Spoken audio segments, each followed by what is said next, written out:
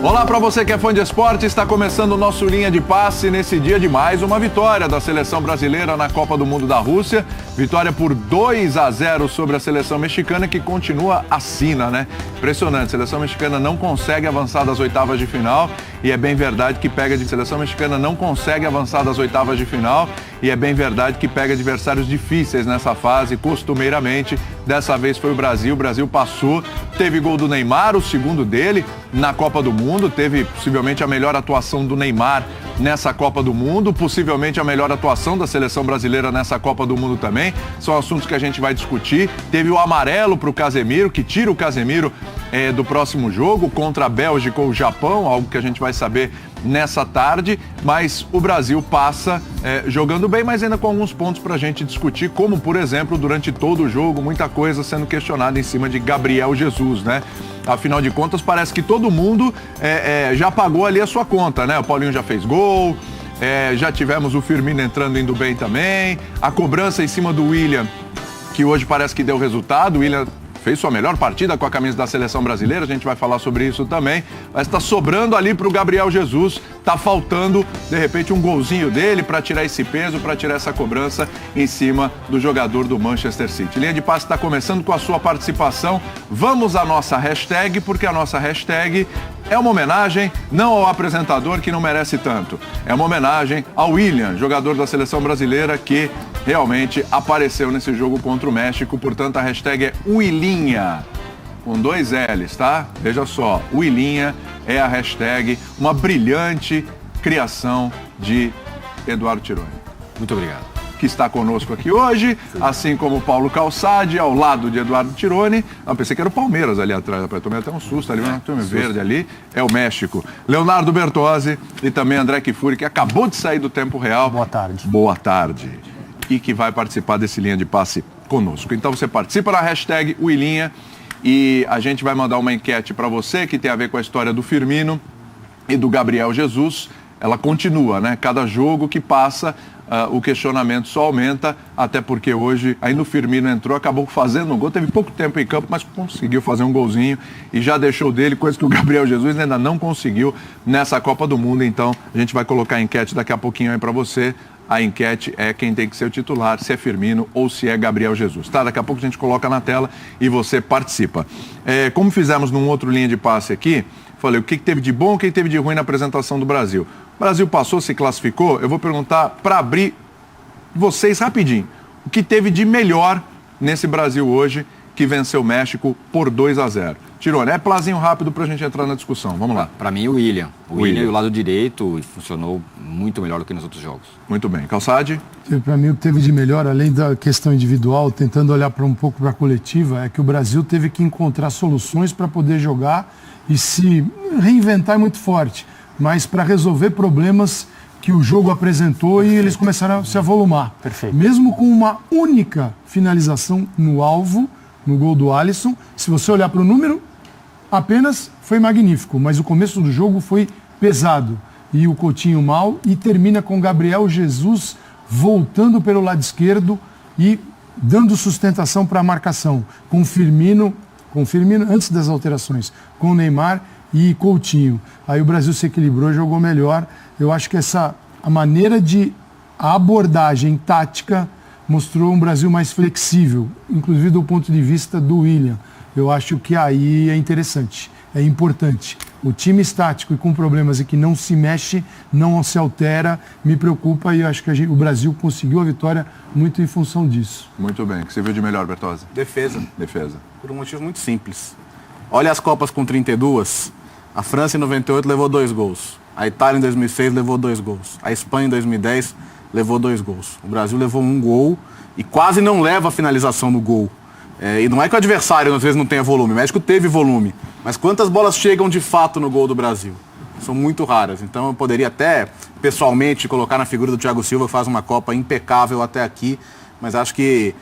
porque do meio pra frente o Brasil tem talento pra caramba. Se o Brasil não tomar gol, a chance dele ganhar todos os jogos é grande, pô. Porque tem Neymar, porque tem Coutinho, porque tem... Hoje o Coutinho não foi tão bem, porque tem o William, porque tem Firmino pra sair do banco. Se você garantiu o 0 lá atrás, cara... Então, pra mim, assim, ver um Brasil que sabe se defender tão bem, é meio caminho andado pra você ganhar um título. Muito bem. O seu... A gente poderia apontar várias atuações individuais, várias nesse jogo, como destaques positivos. Poderemos falar sobre elas daqui a pouco. Eu destaco a atuação coletiva da seleção brasileira e a capacidade que ficou muito clara hoje de ser vários times em um só, com os mesmos jogadores em campo. O jogo mudou a partir do momento em que a seleção passou a se defender com 2 linhas de 4 jogadores e explorando a baixa de produtividade do México do ponto de vista físico, lá pelos 25 minutos, passou a ser o time dominante em campo. Então, assim, essa capacidade que a seleção brasileira tem de atacar de formas diferentes e de mudar a forma como se defende para passar a controlar uma partida, para mim, coloca o Brasil mais do que nunca entre os favoritos para ganhar essa Copa, independentemente das dificuldades que virão, e não pode se esperar nenhum tipo de coisa diferente disso. Mas o que o Brasil mostrou até agora nessa Copa do Mundo em relação a essa polivalência e a esse universo de opções, com substituições ou não, para mim é muito importante. Deixa eu começar por personagens, então. Vamos lá. William, seu destaque positivo nessa seleção brasileira. Parece que hoje soltaram a corda, né? O goleiro ali finalmente soltaram a corda, mexeu. Jogou bem pelo lado direito. A hora que o México, no segundo tempo, muda a marcação em cima do Neymar, ele pula para o outro lado do campo e aí começa a jogar em várias partes. E aí fez uma associação ótima com o Fagner, que também sofreu no primeiro tempo, mas depois se soltou. E acho que o bom jogo do William também ajudou o jogo coletivo de todo mundo. Tava faltando isso na Copa, né? Tava faltando o William fazer uma partida como ele fez hoje. Até no começo, depois do primeiro jogo, se falava até será que não tem que sair do time? Sim. E esse é o mérito do Tite, né? Ele foi insistindo com jogadores, e eles foram entregando. Falta entregar um pouco do Gabriel Jesus. A gente até vai discutir um pouco sobre ele depois, sobre outras funções que ele pode estar desempenhando no time, mas já tem muita coisa com relação ao Gabriel Jesus. Mas do ponto de vista do William, voltando ao destaque, para mim o jogo dele ajudou o jogo dos outros e foi realmente, para mim, o melhor. É uma atuação para acabar com esse tipo de dúvida em cima do William? Como só um jogo não serve para crucificar um jogador, um só também não deveria servir para, agora chega, não tem mais dúvida e tudo. Mas como é uma sequência, a gente imagina que, devido à sequência, o Tite estava certo e ele conseguiu desempenhar. Acabaram-se as dúvidas ou não? Até porque ele não tem hoje uma concorrência daquele lado, né? Tinha, né? Tinha o Douglas Costa, e acho que a gente não tem certeza, mas há uma ideia de que talvez o Douglas Costa tivesse ganhado a posição no jogo com a Costa Rica. Nesse momento não tem. A gente esperou hoje se ia o William e o Gabriel Jesus estrear de fato na Copa do Mundo. Pois bem, o William... acho que o próprio Tite deve ter orientado o William que ele não precisa ficar conversando com o bandeirinha ali o tempo todo, né? Ele pode circular, ele pode se movimentar, até porque é um jogador que tem muito recurso, né? A mudança, a aceleração dele na jogada do gol é muito inteligente, a própria movimentação dele para dar opção pro calcanhar do Neymar ali. Então, um grande jogo, grande segundo tempo do William hoje, para mim, acabando com qualquer desconfiança, com qualquer dúvida. Acho que a dúvida que a gente ainda tem é do centroavante, porque o Firmino não acho incapaz de fazer nada que o Gabriel Jesus faça, e hoje é melhor. A grande dívida desse time agora é o Gabriel Jesus? Eu acho que porque a gente espera desse jogador que ele seja determinante com a bola, que ele faça gol, que ele dê assistência, que ele crie problemas, que ele seja atuante sempre. E eu tenho visto do Gabriel Jesus uma atuação um pouco diferente em relação a isso, e só pode ser por pedido do treinador. Sobre isso é interessante a gente voltar ao William.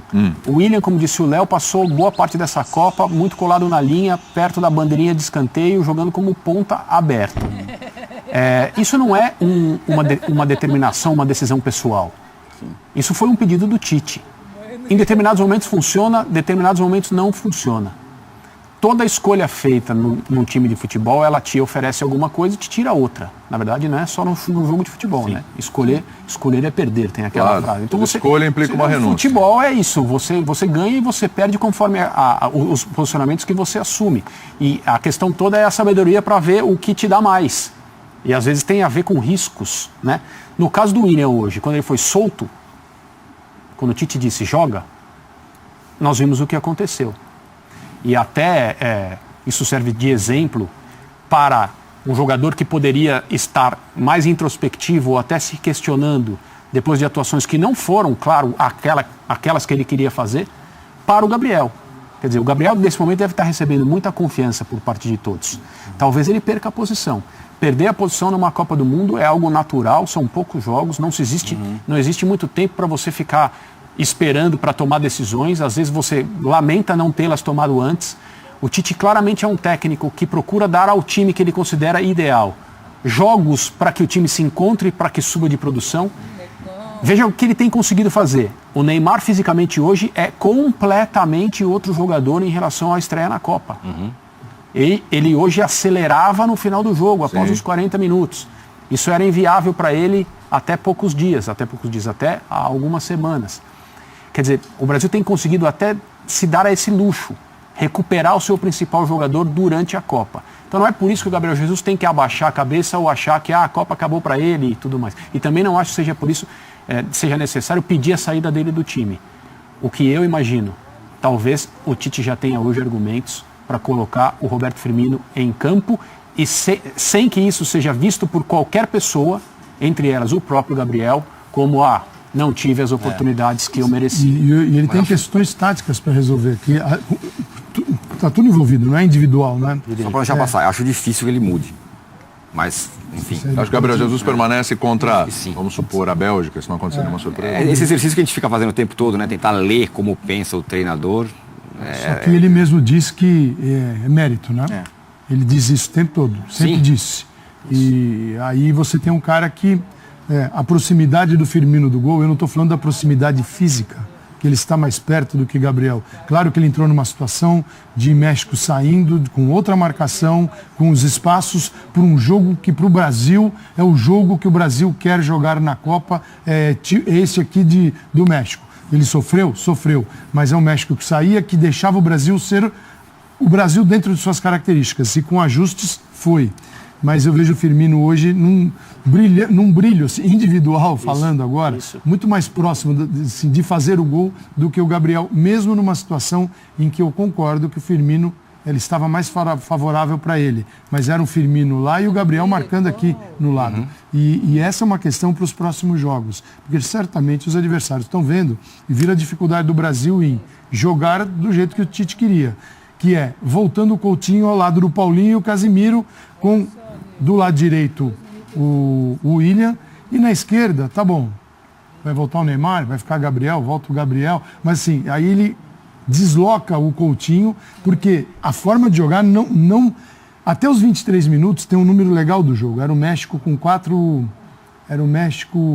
finalizando, 4 finalizações, né, Bertozzi? E o Brasil, depois dos 23, com 9. A hora que o Brasil se ajusta taticamente, o Brasil passa a existir no jogo. O número do primeiro tempo até os 22, 4-1 México, 4-1 México. E até o fim, 9-1 Brasil. 9-1 Brasil. Então o Brasil se ajusta taticamente ao jogo e aí passa a jogar, porque não jogou. O início foi ruim.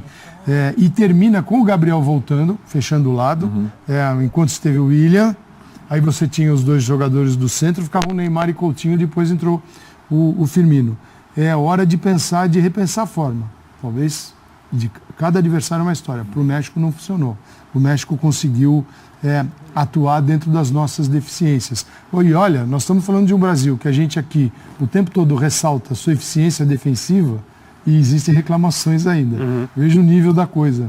Porque realmente, só que aí você vai para Thiago, Miranda, Casimiro está fazendo uma Copa espetacular. Não jogará. E são zagueiros que não latem. Você não vai ver o Thiago e o Miranda, aquela coisa. Né? Low profile. Aquela coisa, né? Só que cadê o Miranda já? O Thiago já passou e já interceptou essa bola. Fica tranquilo. Então eu acho que a gente pode melhorar muito. A gente está falando de título mundial. Não está falando de uma competição qualquer. Sim. É um título mundial. E tem coisa pesada por aí. Existem equipes muito melhores que o México. Então, é uma evolução? Então, precisa evoluir a questão tática e coletiva. Quando teve movimento no jogo do William, o Brasil conseguiu produzir uma jogada linda que gerou gol, que o William sai, recebe uma bola, vai para o lado esquerdo. Aquela jogada estática, porque o México entrou com o Rafa Marques, atrás de Guardado e do Herrera. O Rafa Marques estava o tempo todo. Se Se o México faz 1-0, talvez o Rafa vem e fecha uma linha pesada de 5 e outra de 4. Como não aconteceu, o Rafa estava o tempo todo em coberturas, e aí você larga a bola no William e fala, passe por lateral, passe pelo Lozano que volta, passe pelo Vela se for outro lado, e ainda tem o Rafa Marques, é difícil entrar. Quando tem movimento, entra. Então por que não movimento? Eu acho que esse jogo é um jogo para usar os bons exemplos e as dificuldades também. 2 lances em momentos diferentes do jogo. Gol do Firmino lá no fim. O gol do Neymar antes. No gol do Neymar, o Gabriel Jesus passa pela bola, né? E chega, ele vai, não alcança, o Neymar é que coloca para a rede. O Neymar que inicia a jogada e vai lá e finaliza. Se o Gabriel Jesus tivesse feito aquele gol, nós estaríamos aqui questionando o Gabriel Jesus para o próximo jogo? É tão simples assim? É um gol que muda tudo? Eu acho que seria um gol que mudaria muito em questão pessoal da confiança dele. Ele se sentiria mais leve depois desse lance, pelo menos eu contribuí. Né? Em relação à atuação dele, tem o peso de ter marcado um gol ou não ter. Independentemente disso, tem o que a comissão técnica pede a ele, quais são as funções que ele tem sem bola, principalmente. Né?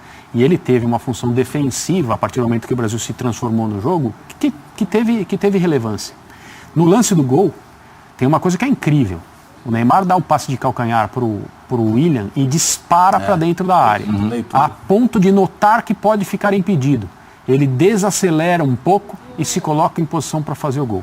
Se ele não dispara, ele não chega, e se ele não lê, ele fica impedido.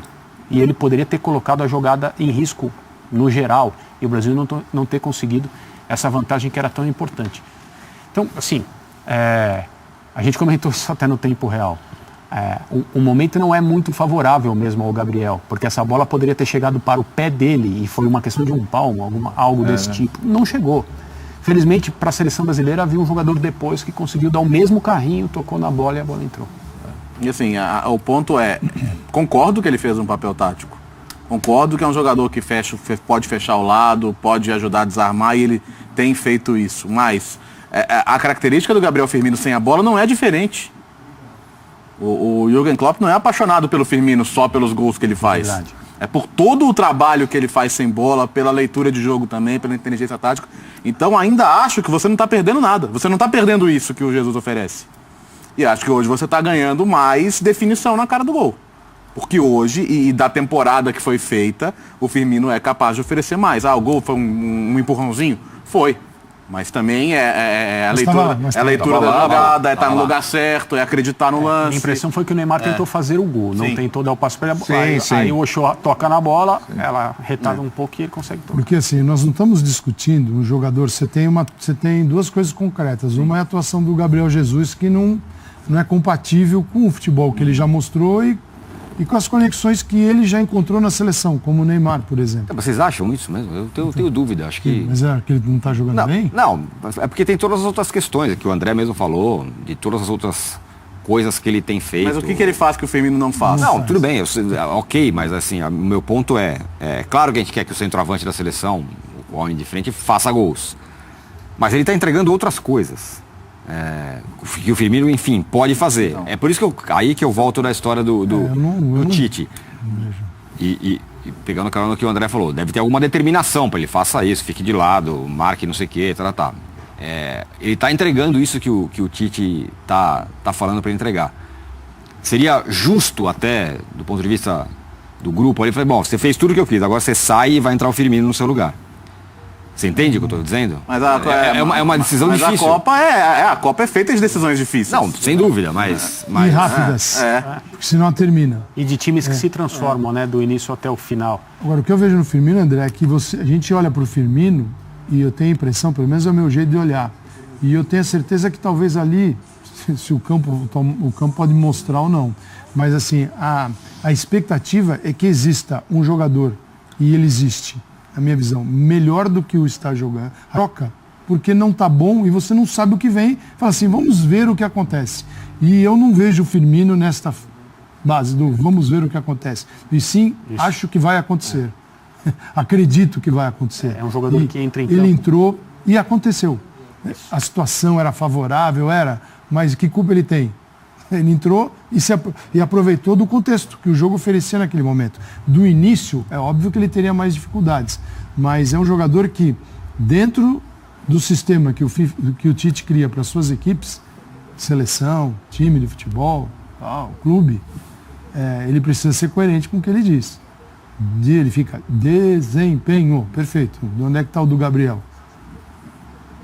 Para mim, o melhor desempenho do Gabriel foi sem a bola, quando ele começou a voltar e fechar o lado, que ele faz isso exemplar. Só que o que ele está levando em consideração... Isso não conta, isso não é desempenho. Por exemplo, o Marquinhos. O Marquinhos deixou de fazer alguma coisa que o Tite pediu desde o primeiro jogo do Tite? Não deixou. Esse é um e caso mesmo assim, interessante. chegou na hora da Copa, falou, cara, o Thiago Silva tem que jogar. E é um maior acerto até agora. Sim. É o maior acerto até agora. Você pode dizer que o Marquinhos perdeu a posição porque atuou mal. E que o outro tenha entrado seja um Eu não protegido. entendo que se o Gabriel Jesus vai criar um racha na seleção. Não é essa, a minha questão não é essa. A questão é se, desempenhando todas as coisas que o Tite espera dele, por que o Tite tiraria o Gabriel Jesus? Se é que ele está contente. Alguém pode com fazer melhor o que ele está fazendo. Pois esse é o ponto. E agora já há digamos, um conteúdo de informações Gol. em campo para que o mérito e o desempenho seja o argumento. E isso não soe como eu disse agora há pouco, uma mexida precipitada sem que o jogador, que em tese era o titular, tivesse todas as oportunidades. Sim. Vocês deram alguns destaques de personagem mesmo, só você destacou o William. Sim. Sacou defesa, sistema de jogo, capacidade de mudança durante a partida e tudo. E por incrível que pareça, com 20 minutos de programa, eu só ouvi Neymar umas 2 vezes. Só que e foi en passant. Jogou muito. Foi assim, no meio de alguma coisa. Então eu queria trazer um pouquinho o assunto Neymar, porque, claro, a gente faz uma série de críticas quando tem que criticar. E eu acho que na hora do elogio, acho que a gente tem que falar também. Sim. Melhor partida do Neymar. De fato. Pela evolução física, por vários fatores. A hora do gol é o melhor Neymar possível, né? O cara que toca, projeta... Atrai a marcação, abre espaço. O melhor Neymar possível é esse. Isso. E hoje foi um jogo duro, né? Tomou pancada e tal. Teve até a história do pisão. E aí a gente pode conversar um pouco sobre isso. Já vamos entrar nisso. O quanto que o show que ele dá ali por causa do pisão, né, de alguma forma não inibe o cara. Fala, bom, o cara tá inventando, eu não vou dar cartão por causa disso, embora merecesse. Mas foi show, você acha? Espetáculo à parte? Sei lá, eu não sei. Impressão. Eu não tomei o pisão e não estou machucado como o Neymar, aqui. mas a impressão é que dá. Eu tô falando que é o histórico, né? E a fama de teatro, não sei o que tal. Que o histórico que te leva à impressão ou O histórico me leva à impressão. Tá. E não só a minha, né? A impressão de todo mundo. Sim. A impressão de todo mundo. Lê por aí. O que está escrevendo. Já pintou o meme, olha lá, olha o que o cara me faz, não sei o que, não foi nada e tal. Pode ter sido. Pode ter doído pra caramba o pisão que ele tomou, mas o histórico conta muito pra mim. Acho que até pela decisão do árbitro nessa hora. O cara fala, não vou dar um cartão pra um cara que todo jogo faz isso. O cara pode achar que se ele der o vermelho, ele vai estar caindo na encenação. Exatamente. Tem uma coisa. Fala. Concordo plenamente com relação ao comportamento. Parecia que ele tinha arrancado o pé do Neymar e tal, pela forma como o Neymar reagiu e gritou e tal. Mas tem vídeo, né? Sim. E o vídeo mostra claramente que houve uma provocação deliberada com contato. Mas espera aí, foi suficiente para o Neymar gritar de dor? Eu não estou falando sobre isso. Estou falando que um jogador chegou e pisou no pé de um adversário numa atitude deliberadamente de provocação. Esse jogador não ter levado nenhum cartão amarelo é uma conversa inteiramente diferente da conversa sobre a reação do Neymar. Sim. As coisas não podem se misturar. Né? Eu acho que o Neymar teve uma reação exagerada? Teve. Foi teatral? Foi. Isso pode ter influenciado o árbitro no momento a falar, ele está fazendo uma cena? Pode. O vídeo viu o cara pisar no pé dele. Não pode, o vídeo não pode. Exatamente. Eu acho, Leandro, o que você não... O erro de não ter usado o VAR. Amarelo. Ele vai ter que aprender, o Neymar, a ser menos teatral e perceber que ele terá mais lucro do que com o teatro. O teatro está afastando a análise da realidade, do jogo. E a gente acabou de falar, o cara jogou muito hoje. Ele estava fora do campo, jogada parada, fora do campo. Prendeu a bola, sim. E o adversário vem, pega a bola e pisa com as travas no tornozelo dele. E a imagem é claríssima. Assim, a gente não pode inverter a lógica da coisa. O pisão é normal? Não. Agora a gente quer analisar a intensidade do pisão. Eu nunca faço isso. Eu olho a ação. Né? Eu prefiro olhar a ação. Qual foi a ação? Fora do campo, o jogador vai no tornozelo direito do Neymar, enfia as travas da chuteira, dá uma pisada, então, quer dizer que a culpa é de quem levou o pisão. Não, a análise é sempre levada para o cara que levou o pisão. Não, quem deu? É normal? É uma ação de jogo? Não. A bola está parada, está fora do campo. Tá bom. Então, o árbitro tem que agir. Não viu? Acho que nem dava para ver ali. No bololô não dava. Mas na hora que repete a imagem, ela está fechada e tem um pisão. Não tem dúvida Se não agir assim, daqui a pouco você vai começar a desconfiar. Porque o que é o VAR? O VAR é uma ferramenta, mas ela continua sendo utilizada por seres humanos, que falham com o apito na boca dentro de campo e que não podem falhar fora de campo. Esse é o ponto. Esses caras que estão lá, os 200 caras que estão vendo televisão, os caras também não são robôs imunes ao que é o comportamento do Neymar normal. Os caras podem ter lá e fazer, isso aí não foi nada. Mas qual é com VAR ou sem VAR? Quer dizer, pisar no tornozelo do outro não é nada. Diante do empurrão no Miranda não é nada. Tem uma coisa em relação ao Neymar, diante do histórico que é o Neymar. Tem uma coisa que 5 caras lá. Tem uma coisa que o Colina falou na entrevista que foi muito boa. Por exemplo, o gol da Alemanha e México. O gol da Alemanha e Coreia, o gol da Coreia. Pelo protocolo, é um lance que ele nem precisa ver, porque é preto no branco. Sim. Ele vai ver e as pessoas ficam mais seguras quando ele vai ver. Então, até porque ficou muito claro já que não se perde tempo de jogo, que o prejuízo para o tempo de jogo é mínimo e o tempo está sendo acrescentado, vai ver as decisões depois que o árbitro viu, elas têm sido muito mais respeitadas e aceitas por todo mundo dentro de campo. Então acho que ele poderia poupar toda essa discussão ele mesmo ir na beira do campo ver. E acho que o cara que está na cabine ele pode ser mais inteligente nisso claro aí. Também. Eu proponho o seguinte exercício. O vídeo mostra a imagem para qualquer pessoa. Nós aqui, pessoal em casa, árbitros de futebol atuando como comentaristas, o árbitro em campo. Todo mundo igual, esquece. Mostra a imagem que termina no pisão. Não mostra a reação do Neymar. Sim. Cartão, ótimo ponto. É cartão ou não? Ótimo ponto. É cartão ou não? Esse é o ponto. É cartão amarelo e talvez vermelho. Se for vermelho, ninguém vai poder falar, nossa, o cara chegou e pisou. Sim. Aí depois mostra a reação do Neymar. O Neymar parecia lá o peão, gritando e tal. Tira o cartão? Não, eu sei disso, mas você entendeu? concorda que se você pensar na imagem até o pisão, todo mundo vai ter essa pisão. Pisou, aqui, o cara tem que tomar o cartão. Não estou falando que é certo ou errado não ter dado o cartão. Para mim tinha que ter dado, é evidente.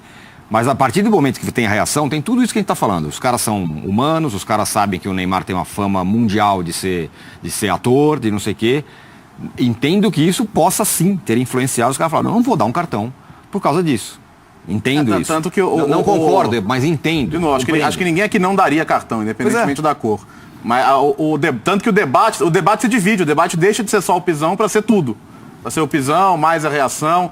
Mas enfim, eu acho também que é cruel hoje a gente concentrar numa reação do Neymar a um lance claro desse. Que é. Por quê? Porque ele jogou muito A gente falou isso quando? Em duas edições do Linha de Passe. O Neymar é mais reconhecido como um craque ou como um cara que se joga? Eu falei, é injusto você falar... Acho que a narrativa do jogo hoje é muito mais do gol do gol que ele criou. O Neymar é os dois. Ele é os dois, mas você falou assim... O que ele é? Ele deve ser reconhecido como o quê? Eu não tenho a menor dúvida que ele tem que ser reconhecido como um grande jogador. Um dos raros jogadores de futebol na atualidade que determinam o resultado de partidas. Pois é, sim, exatamente. É isso que ele é. Mr. Chip, até acabei de... Tem assim, é um número interessante, mostrando justamente isso que você está falando. Neymar, são 6 gols e 3 assistências em 9 partidas de Copa do Mundo. Marca ou passa para gol a cada 90 minutos. Aí compara com os outros. O futebol é feito de comparações. Messi, 6 gols, 6 assistências em 19 partidas. Marca ou assiste, dá assistência a cada 135 minutos. Cristiano, 7 gols, 2 assistências em 17 partidas. Marca ou dá assistência a cada 164 minutos. É um número, mas está lá. São 9 jogos e 9 interferências diretas no gol, ou passando. O que eu acho mais interessante é que a curva do Neymar ela está acompanhando a curva de desempenho do time. Sim. Né? Ou seja, a gente pode perceber que tanto o personagem Neymar quanto a seleção brasileira As duas estão naquela coisa de a Copa do Mundo se ganha crescendo durante a competição, né? Isso todo mundo fala. Verdade. Acho que o Brasil é o melhor exemplo disso. E ele, Neymar, acompanha isso. Ele tem entrado em melhor forma, mais confiante, tomando melhores decisões e não dá para dizer que houve algum lance em que ele tenha arriscado tomar do jogo com a Sérvia de hoje. Não dá para dizer que tem algum lance que ele arriscou tomar o cartão. Olha, que maravilha de cartão amarelo, porque você dá uma reformada na cabeça do cara. Sim, a cena, isso não conseguiu tirar dele ainda. A hora que ele conseguir regular a cena, ele vai, na verdade, gerar uma outra relação com a imagem, que é do cara que apanha e ninguém faz nada. Por quê? Porque é o que ele está tentando fazer. Ao ficar rolando, ele está dizendo que foi atropelado e ninguém fez nada. Aliás, aquela... Então, isso também entra no personagem, entra na análise. E eu imagino, o árbitro vai para campo preocupado com isso, porque a ação do campo é rápida, agora tem o VAR, mas a ação do campo, você não sabe direito se o cara deu no meio, se ele já se atirou, tem horas que não sabe. E até teve outro lance que participou, que ele tomou uma entrada muito violenta, ele teve uma reação padrão Neymar até bem discreta. Caiu, como deveria cair, porque foi uma jantada forte. E não teve muito rolo lá, ele ficou caído, né? Porque o Neymar vai tomar uns trancos naquele momento jogo, ele já vai foi cair. mais... Uma conjectura que eu vou fazer aqui, acho que a gente pode se permitir isso. A mudança de comportamento dele, em relação à postura mesmo, não a jogo, essas coisas todas, a teatralidade, reclamar demais e tal. O que o levou a levar um cartão amarelo nessa Copa do Mundo mudou. Né? Sim, então pode ter sido 1000 coisas. Ele pode ter tido o retorno das redes sociais e perceber que ele tinha virado todos esses memes e ele não queria mais isso. Eu não estou dizendo que isso aconteceu, isso pode ter acontecido. Faz parte da geração dele, que eu mencionei aqui na última vez em que eu estive falando sobre isso. Chamei ele de menino, ele não é um menino em idade, ele é um representante de uma geração que leva muito esse tipo de coisa de comportamento em consideração. Então pode ter sido isso? Pode. Pode ter sido a conversa que se filtrou a respeito que aconteceu do Tite, do Thiago Silva e do Marcelo? Pode. Acredito mais nisso, porque é um retorno do grupo, onde ele está. Isso. Então ele precisa levar isso em consideração. E ele leva. Pode ter sido o medo de ficar fora da Copa com o segundo cartão? Para mim isso é claro. Sim. Então, em relação ao que o Calçade falou, que bendito o cartão, não sei se é muito bendito ou não, porque às vezes um cara leva um cartão sem merecer e fica fora de uma partida da Copa, que é uma coisa brutal. Mas no caso dele, até agora, assim, vocês concordam que o medo de não poder jogar, de desfalcar a seleção por estar suspenso, tendo já levado um cartão bobo, que foi o primeiro, é algo que o controla? Sim. Eu preciso ficar em campo. Eu preciso ficar em campo. E jogar objetivamente, não... E gente, pensa que ele já perdeu uma Copa, não por causa disso, mas ele sabe o que é não estar em campo. Claro, isso é o que deve ser importante para ele. Ficar em campo. E mesmo que, na leitura ambígua que se faz o Neymar, é um jogador individualista, é um jogador egoísta. Mesmo que seja por egoísmo, e eu não estou falando que pelo amor de Deus, não leiam o que eu não disse, não ouçam o que eu não disse. Mas eu pensei exatamente isso quando você começou seu raciocínio. Mesmo que seja por isso, mesmo que seja por ele, o medo de estar fora é algo que o controla. Sim. Então, muito bem, verdade. Estamos vendo um jogador que tem dado muito mais para o jogo do que da outra vez foi uma contusão, uma jogada violentíssima. Desta vez, neste caso, pode ser por um cartão. O cartão é responsabilidade dele. Até porque, claro, da forma que ele ganhou o primeiro, e depende de como vier o segundo, se vier. Então, ele tem mais um jogo para passar sem levar cartão. Se ele passar, e o Coutinho. Aí zera nas semis. Nas semis. Mas sair com esta responsabilidade de ter usado o teatro e não lidou bem com isso, ainda sai amarelado e não joga, é um peso. Claro, sim. É um peso, claro. É um negócio terrível, porque aí é incontestável, porque vem tudo que foi feito, cada lance. Mas essa questão, na minha visão, torna o jogo dele mais objetivo, em função da preocupação, e com o avanço, né, do ritmo e da questão física, que envolve tudo, porque você melhora a técnica, a sua capacidade individual de enfrentamento, a tática também.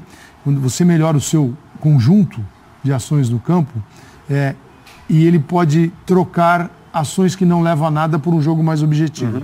No primeiro jogo, talvez muito abaixo da sua condição, em alguns momentos é um momento de você enfrenta o touro. Você para na frente do toureiro, ele na frente do adversário, só faltou tirar a camisa e ficar fazendo assim pro cara dar uma paulada no meio. Isso não é jogo, isso não é futebol. Isso não é futebol arte, não leva a nada. Leva é você tomar uma rachada no meio e você não foi lá fazer o gol. Não adianta jogar no meio de campo esse tipo de jogo, não leva a nada. É um desperdício para um jogador desse tamanho. Para jogadores para jogadores ruins, fracos, talvez você desloque. Tem muita gente que faz isso. Você olha para o cara, nossa, como ele é bom. São ações teatrais, puras. Ele não, ele tem jogo, não precisa disso. Ele tem que focar no jogo. O problema é que talvez o entorno dele valorize demais coisas que não fazem sentido no jogo. Eu acho que um menino, um cara desse nível, quando ele passa a virar memes de crianças, Sim. como eu vejo, tem criança. Quando uma menina de 9 anos manda um meme. Sim. Quando a sua mãe não quer, quando sua mãe não compra aquilo que você quer no supermercado. E tem o Neymar rolando, é tipo de uma criança falando, fala assim, se atingir uma molecadinha, isso deve chegar a ele, porque atinge o filho dele também. Claro que é chegar. Ele tem filho. Sim. Então, joga objetivamente, cara, com esse talento gigantesco. E acho que é o próximo passo, porque assim, É isso. o Tite tem, realmente o Tite tem o Neymar considera o Tite alguém com influência sobre ele. Que o entende. Que o entende, o Tite às vezes tem que fazer a coisa do bastão e da cenoura, quer dizer, a hora de pegar mais pesado, a hora de passar a mão na cabeça, a hora de defender publicamente. Quando ele vai a público, por exemplo, dizer que o Neymar fez uma partida do mais alto nível da carreira dele contra a Sérvia, ele mesmo, o próprio Tite sabe que é um exagero, mas é uma coisa que ele quer transparecer publicamente para ter o jogador ao lado dele. Tá mandando um recadinho assim, isso. Pô, esse cara É uma coisa aqui para dentro, é uma coisa que ele vai ter o benefício interno, mesmo que o mundo inteiro tenha percebido que ele estava exagerando. Então, o Neymar ouve. Acho que é o próximo passo da conversa. Pô, Neymar, ótimo na questão do cartão. Perfeito. Léo, você tá Vamos falando, trabalhar agora isso aqui. Qual foi o treinador da carreira do Neymar, se é que ele existiu, que o Neymar teve uma grande relação de ouvi-lo e de... qual foi o treinador que conseguiu construir isso? Nenhum. Eu não consigo lembrar. Ele sempre foi muito maior que todos os treinadores. Luiz Henrique? Não. Teve treta. Valverde? Não chegou. Não, No Valverde Brasil, não chegou. no Brasil Luiz não. Henrique? No Brasil Naemer agora? Não dá nem pra colocar. Pelo contrário. Dorival Júnior? Não. Teve treta também. No começo lá, Muricy um Luxemburgo. pouco mais. Muricy talvez um pouco mais. Talvez pouco mais, talvez, um pouco mais. talvez tenha sido o que mais tenha se aproximado de poder conversar e falar, pô, cara, não me, né? Eu acho que o Tite, talvez na cabeça dele, eu vou construir essa relação. Se esse cara jogar... É um termo que a gente diz no tirar futebol. dele o melhor. Vou tentar tirar o melhor, que você fala, vai jogar pelo treinador. Mas se ele olhar pro banco e falar, pô, esse cara merece, na cabeça do treinador eu vou ter dentro de campo um cara absolutamente fora do normal, no bom sentido. Mas essa relação jamais foi construída. Eu não consigo lembrar de alguém que tenha conseguido, de um cara que fez sua vida como jogador, assim, independentemente Por isso que eu do falei, que está no banco. Por isso que eu falei sobre o retorno que um jogador tem do seu grupo de companheiros e a valorização que ele dá às opiniões deles. Sim. Então teve aquele áudio que deu para perceber depois do jogo em que o Neymar chorou e tal, o Marcelo falando assim, Ney, deu, acabou, é todo mundo. Tem um jogador veterano na seleção brasileira, de estatura internacional, Marcelo é um craque global, falando sobre esse tipo de comportamento com ele ali no campo. Isso é uma janela para algo que aconteceu ao vivo, no gramado. Né? A gente não faz a menor ideia do que acontece quando estão no almoço, no jantar, antes de um jogo, depois de um jogo, no vestiário, nas palestras, nas conversas só de jogadores. Então, é claro que todo mundo quer o melhor. E é claro que todo mundo sabe que quanto mais concentrado no jogo de futebol o Neymar estiver, melhor para a seleção brasileira. Só uma coisa, o Bertozzi falou sobre a curva ascendente da seleção e do Neymar. Sim. Então vamos lá, primeiro jogo contra a Suíça, pior jogo da seleção, pior jogo do Neymar. Segundo jogo contra a Costa Rica, o jogo mais tenso da seleção, o jogo mais emocional ali da seleção, também o mais tenso, mais emocional talvez. Eu acho a atuação na vitória sobre a Costa Rica, em atuação, pior do que contra a Suíça. E aí Sérvia, um jogo onde a seleção já mostra evolução, o Neymar também já aquele controle e tal, mais coletivo e tudo, e hoje possivelmente a melhor partida do Brasil, possivelmente, acho que não tem nem possivelmente, melhor partida do Brasil e do Neymar. Até porque o adversário também foi um adversário... Exigiu mais, sim. Teve mais repertório. O adversário teve mais repertório, né? Mas também joga um futebol que é muito encaixadinho no jeito que o Brasil gosta de jogar, de reação, de ter contra-ataque. Isso conta bastante. Se fosse uma Suécia, o adversário, se fosse mais seria outro jogo. O ponto é assim, cenário. os 25 minutos de hoje contra a Bélgica, você provavelmente vai ter pelo menos uma bola na sua casinha. Vai pagar caro. Ah, sim. Pode pagar caro. Esse que é o 25 ponto. minutos iniciais. Porque se há um problema do México nessa Copa do Mundo é a quantidade de decisões ruins que os seus jogadores tomam com a bola. Exatamente. Um pouquinho antes do gol do Neymar, o Galhardo tem o Lozano passando livre, no melhor jeito que ele gosta. Exatamente. Não passa e no ataque seguinte sai o gol do Neymar. Então, quer dizer, a Bélgica, objetivamente, tem alguns dos melhores jogadores do mundo do meio pra frente. Considerando que vai passar. Pensando numa bola... Porque aí, desculpa, aí é pra ficar os próximos 4 anos fazendo piada com a Bélgica. Uma coisa, Léo, a gente falava sobre o que a seleção mexicana fez com a Alemanha e houve muito nesses 25 minutos de um planejamento semelhante. Então, contra a Alemanha, marcação individual, 2 jogadores se revezando sobre o Toni Kroos para travar. Sim. Hoje o Coutinho foi marcado, ele recebeu uma marcação forte que se imaginava que ele receberia contra a Sérvia e não aconteceu. Ao contrário, ele jogou livre, solto, o lance do gol comprova isso, acabou. É só pegar o lance do gol do Paulinho e ver como o Coutinho não foi marcado como deveria, pela qualidade dele. Mas hoje o planejamento do México, que ficou claro nesses primeiros 25 minutos, foi de travar o Brasil a qualquer custo, correr como desesperados e tentar o grande choque na partida, que seria um gol a favor. Isso. Teria sido totalmente diferente. Foi o que aconteceu com a Alemanha. Que foi o que aconteceu com a Alemanha.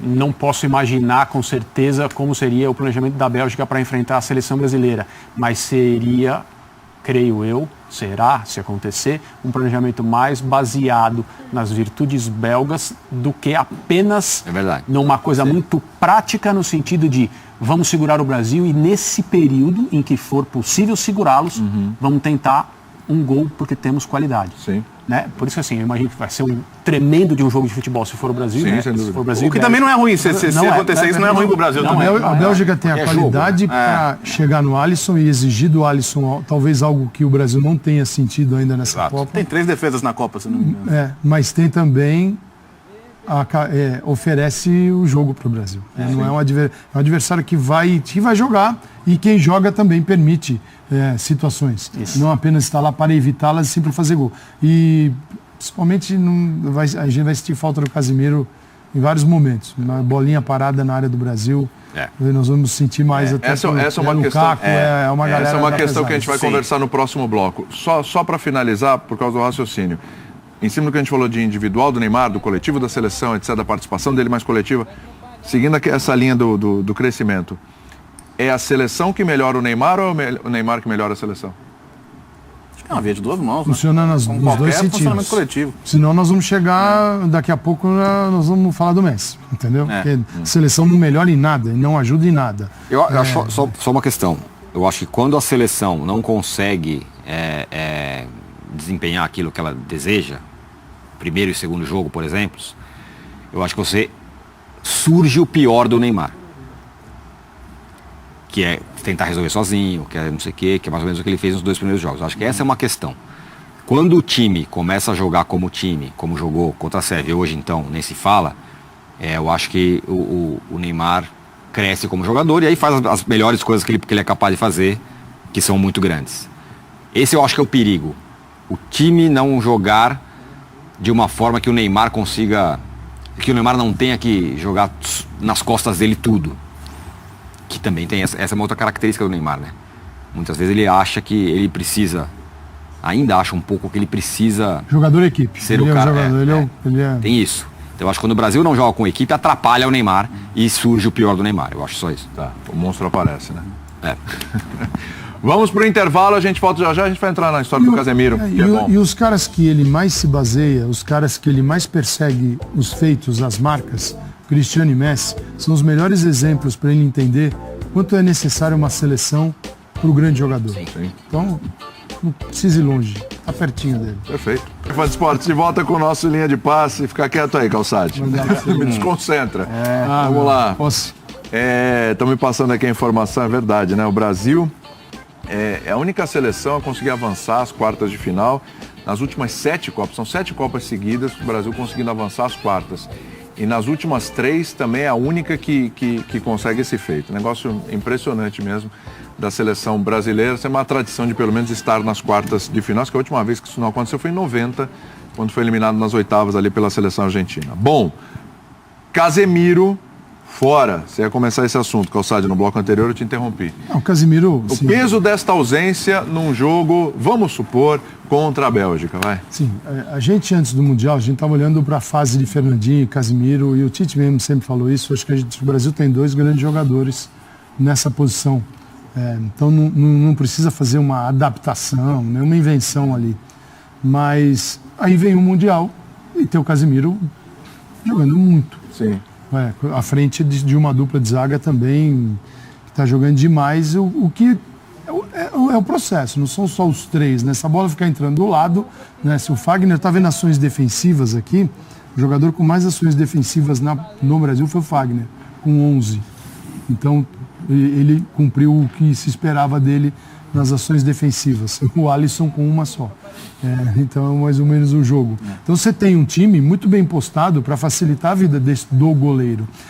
E o Casemiro, ele está jogando muito bem. Então, é natural que você prefira que ele jogue, claro, que ele esteja lá, mesmo reconhecendo no seu reserva imediato um grande jogador. Mas se está rendendo no alto nível, por que tirá-lo? Você não pode comemorar a saída. Então, acho que não é que o Brasil perde. O melhor seria ter o Casemiro em algo, num sistema, num projeto, numa ideia que funciona e pode melhorar, como melhorou ao longo do jogo com mudanças de posicionamento e função de alguns jogadores. Eu acho que esse é o grande ponto do jogo. As mudanças ao longo da partida, você tem que se reformar com a bola rolando. Mas entra Fernandinho e tá... Essa é a questão, é o Fernandinho ponto final. Porque a gente tem, inclusive, ali as opções. Fernandinho, Fred, Renato Augusto... Qualquer coisa fora disso é querer reinventar a roda. Não tem jamais o Tite faria isso. Por que ele vai... O Renato Augusto não tem a ver com esse posicionamento. O Fred também não vai ter. Isso não existe, só na nossa enquete. Mas o Calçado já passou brevemente por esse ponto. Você perde uma peça de bola aérea importante. Defensiva, principalmente. O Fernandinho não vai crescer daqui até não vai, não tem o que fazer. Ele tem o tamanho que ele tem. Porque acho que, assim, em termos de construção de jogo, de movimentação, marcação, proteção à defesa, tudo isso, não há nada que se preocupar em relação ao Fernandinho no lugar do Casemiro. Nada. A pessoa pode ser desonesta a ponto de lembrar o 7-1, mas para isso precisava ter um time em campo e não tinha, né? Ele era o único meio-campista de fato daquele time, então querer se preocupar com isso agora não tem porquê. O Brasil vai jogar, se for de fato a Bélgica, com o melhor time que ele vai terá enfrentado. Certeza. Né? Claro. A seleção com um meio de campo muito forte, com um ataque muito forte. No jogo de hoje, que o Casemiro, eu nem achei que ele foi tão bem, achei que ele até errou passes no começo, tá naquele começo, o Osório meio que bagunçou tudo ali, ele não me pareceu tão bem. Mas de qualquer forma, é o único cara que tem ali como uma missão tal, também proteger defensivamente o time. A minha pergunta e eu não sei a resposta, com o meio de campo mais difícil que o Brasil vai encontrar, se esse volante quase solitário ali não ficará sobrecarregado como o Casemiro ficou em alguns momentos hoje. Mas aí não por culpa dele, sim, pela maneira como o time estava organizado, com volta de Coutinho ruim por dentro. Era um 4-1-4-1, tinha Casemiro, Paulinho e Coutinho, ali estava desastroso. Foram 23 minutos de México e o desastre. Que aí cai naquela história que o Bertozzi falou, arruma o time, vai a outra linha de 4, que melhora a equipe. Eu acho que é o ponto de partida para, inclusive, repensar um pouco em função do adversário, em função do que o Brasil jogou e das dificuldades do México. Como se comportar. Não é coisa que o Tite normalmente faz, mas se tinha algum jogo para ter os dois, talvez fosse esse possível jogo contra a Bélgica.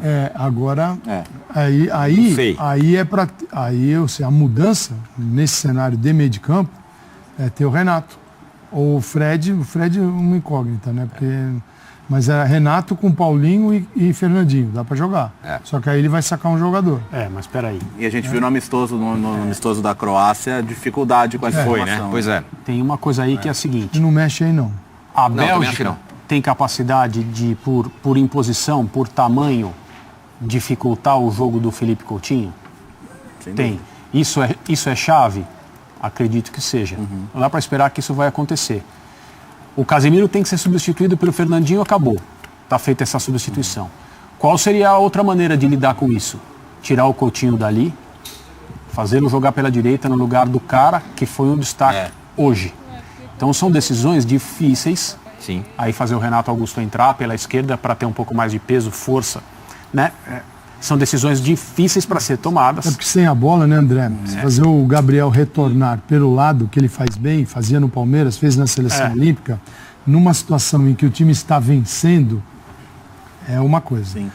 No jogo que você tem que propor também e jogar, você vai tirar, às vezes, numa jogada em que no retorno, retorna quem está mais perto. Exato, mas o que a gente viu hoje na mudança de linhas que transformou o Brasil no melhor time em campo? O Tite tirou o Coutinho do combate, viu que ele não estava conseguindo suportar, mudou o posicionamento dele, alterou a seleção brasileira, passou a jogar com dois atacantes e... Num primeiro, se a Bélgica vier do jeito que está jogando, né? Porque a Bélgica tem jogado Lukaku, Mertens e o Hazard aqui, com o Meunier e o Carrasco ali, no lado. 3, Witzel e De Bruyne. É diferente de ter o primeiro tempo, né? Rafa Marques, Guardado e Herrera. 3 aqui, onde batia com o Coutinho. Como é que vai fazer, como é que vai jogar a Bélgica? Nós vamos saber, a Bélgica tem que jogar ainda hoje. Claro, tem que ganhar hoje. Está todo mundo, inclusive, torcendo, porque tem tudo para ser um grande jogo. A Bélgica, a preocupação que eu tenho é a mesma do Léo. Na bola aérea, o Lukaku é um jogador que precisa ser defendido com ajuda. E alguém vai ter que fazer isso. Sim. Então, assim, é um problema. Agora, sim, é um problema. Teria sido um problema não ter Casemiro hoje? Gigantesco. Na bola parada aí o jogador mais alto é o Paulinho. Você pode preparar o time para isso. Mas se a Bélgica, né? Estamos falando tanto que agora vai Bélgica, né? Vai logo. O pessoal do Linha de hoje de 10 da noite, porque a gente tem essa edição extra do Linha de Passe quando tem jogos da Seleção Brasileira, o pessoal às 10 vai ter mais tranquilidade para com certeza, né? Que é a Bélgica, né? O que é o Japão, né? Aí eles mudam, se for o Japão, eles mudam tudo que a gente falou aqui. Aí você vai no aplicativo lá. Exato. Gostou da dica. Você realmente está cada vez melhor, hein? O pessoal vai lá no aplicativo da ESPN, o app da ESPN, certo? Você pode baixar na loja do seu celular aí. Tá aqui. Tá aí já, o Calçade? Faz tempo. Faz tempo, né? Pois é. E o que tem de destaque aí no nosso app, Calçade? Claro, a gente vai colocar... A gente tem trechos dos programas do Linha de Passe, o pessoal que acompanha a gente, né? Informações sobre Copa do Mundo, análise. E também, evidentemente, você que está preocupado com o seu clube, você que colocou lá o seu clube de preferência no app da ESPN, você também, claro, vai ter as últimas informações, atualizações sobre o que está acontecendo no seu clube no período de Copa do Mundo. O Brasil supera supera a Alemanha em gols marcados na história das Copas do Mundo. 227 a 226. Agora 228, né? Tava começando 226. E o Neymar vai se aproximando da artilharia histórica da seleção. É isso. Fã de Esporte, se não baixou o app, aproveita agora o intervalo, baixe o app da ESPN e a gente volta já já. Deixa a enquete aí, Fã de Esportes. Terminando, veio o bate-bola debate aí na sequência, hein?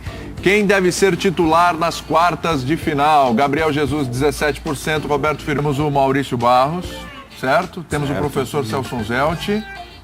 Certo, Marcelo? Temos também. Quem mais está no programa? Porque o Bertozzi está aqui, hein? Rômulo Mendonça também no programa. Muito bem, é isso. Fechou. É um caos, então. É um caos. E se você acha que o Felipe Luiz deve permanecer, ou se você pensa que o Marcelo deve voltar, questione isso no Linha de Passe das 10 da noite, tá bom? Tem mais linha para falar de Brasil e Japão, não é isso? Agora deu linha. E a gente nem falou nisso durante um minuto. O Brasil jogando com laterais reservas. Exatamente. Duas peças que eram fundamentais. Os dois jogando bem. Jogar, né? Fica para noite. Assim. Um abraço, Fã de Esportes. Até às 10, hein?